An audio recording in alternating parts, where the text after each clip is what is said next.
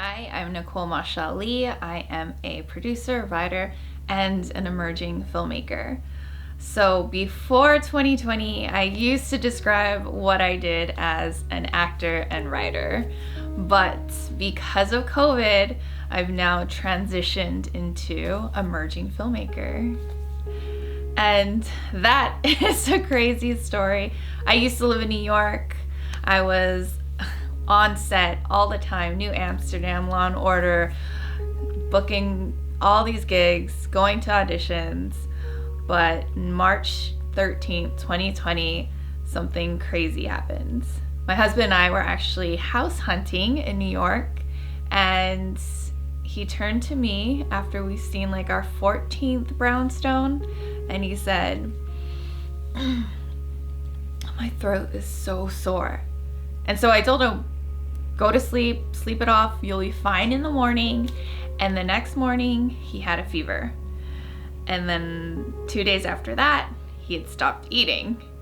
And I realized, oh crap, my husband got COVID the same day as Tom Hanks. And I have to remind everyone, this was when New York was ground zero. And we were seeing freezer trucks filling it with dead bodies. We were hearing ambulance sirens day and night.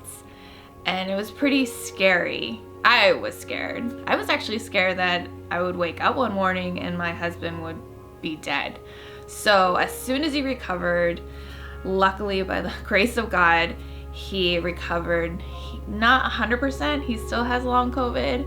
He still can't hike the same way he can before COVID. He still can't swim the same way, but luckily he's alive.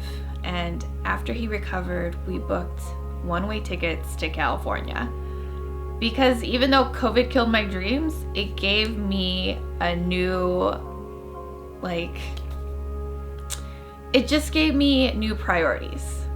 I didn't care about my acting gigs. I didn't care about my next audition.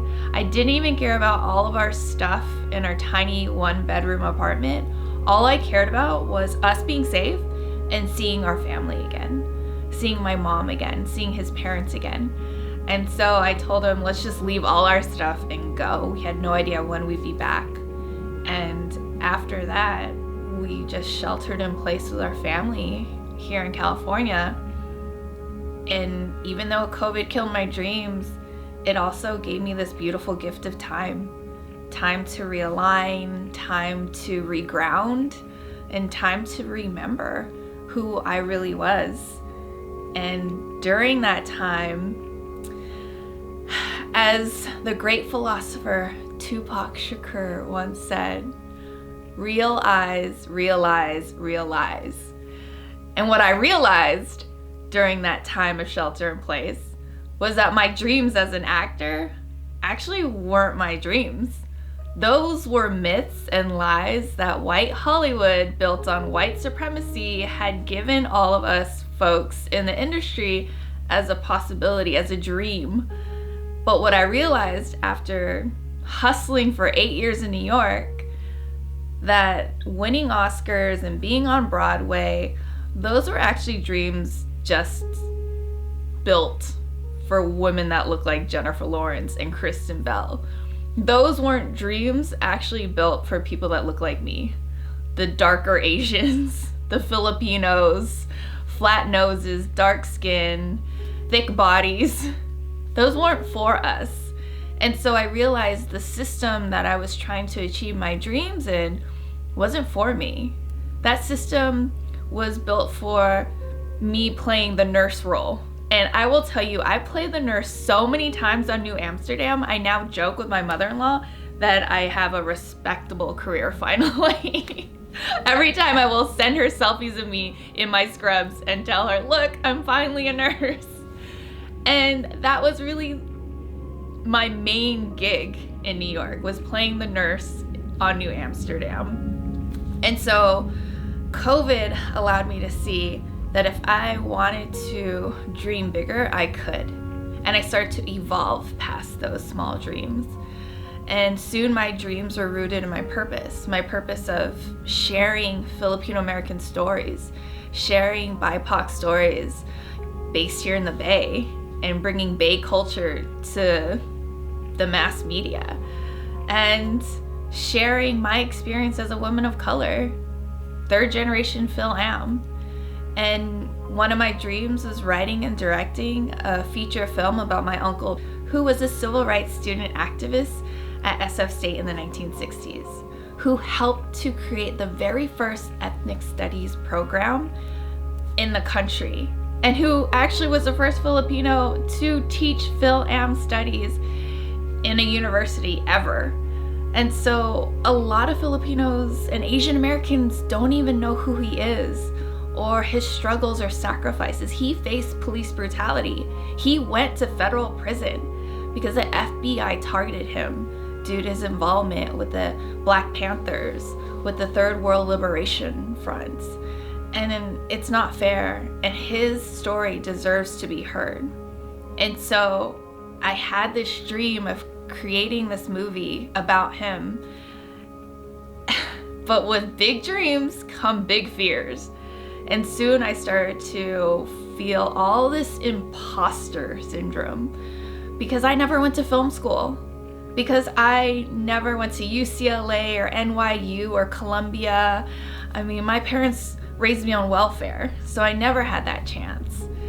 And I started to realize, though, just because I never had that access into those systems built basically by white folks doesn't mean all the experience that I have is void, is nothing, right?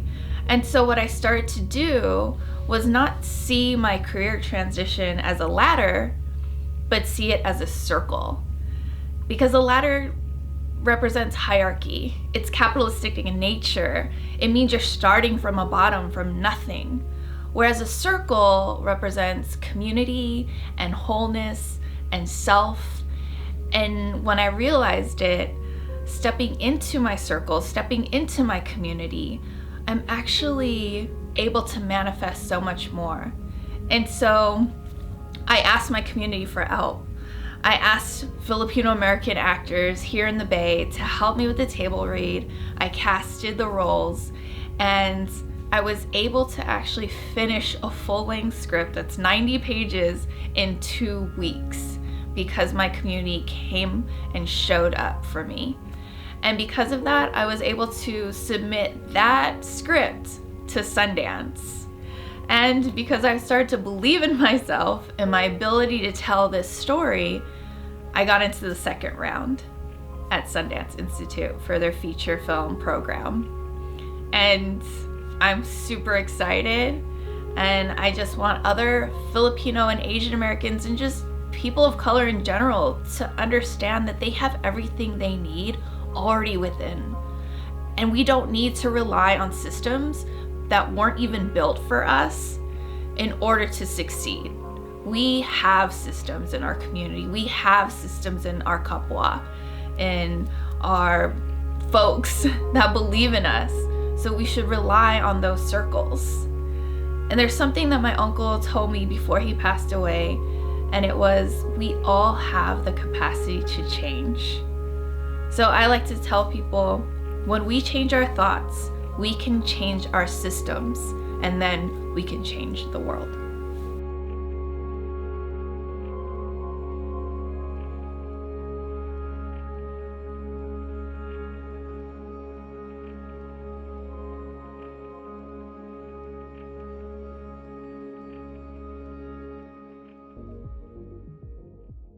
Thanks for joining me on my very first episode of this series.